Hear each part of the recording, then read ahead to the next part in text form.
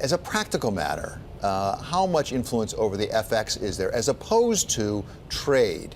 I mean, is this really an edge of the wedge into trade relations with Europe?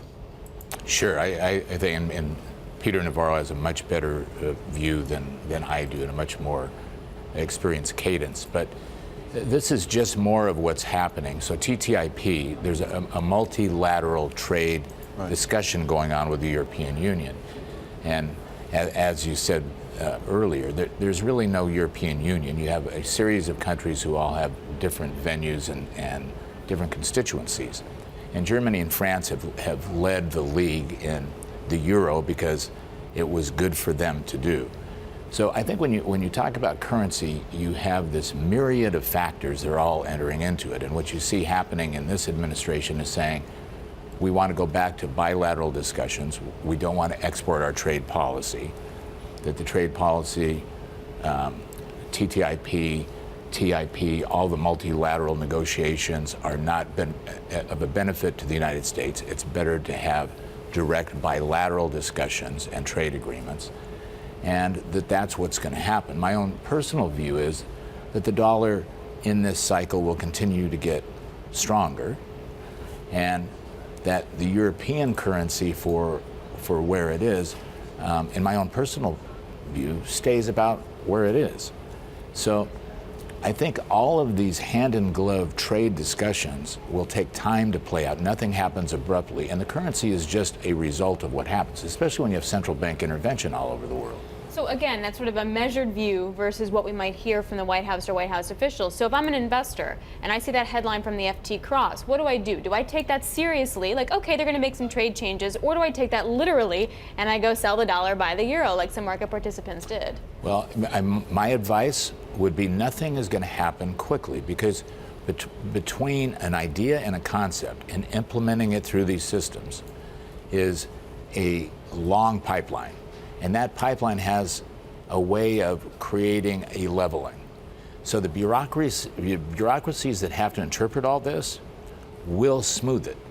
Whether the administration starts smoothing or not, the administration is doing what it needs to do. It needs to start a vocabulary, a rhetoric, even as it has with the media. You know, so is that just negotiation then? This is the opening bid, now we're going to talk and get something here. No, it's understanding how government moves.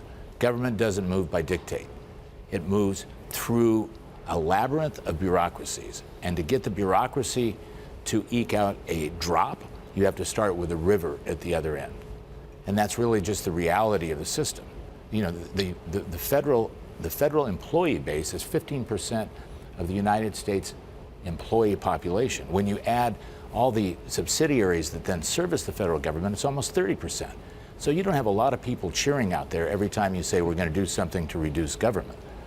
So it just doesn't happen in an instant. You have to start a little bit, and then the conversation will bring it back to normalcy. I want to go back to your comment about bilateral trade agreements. You can't do that with Germany. As you know, the EU has to do it as a bloc.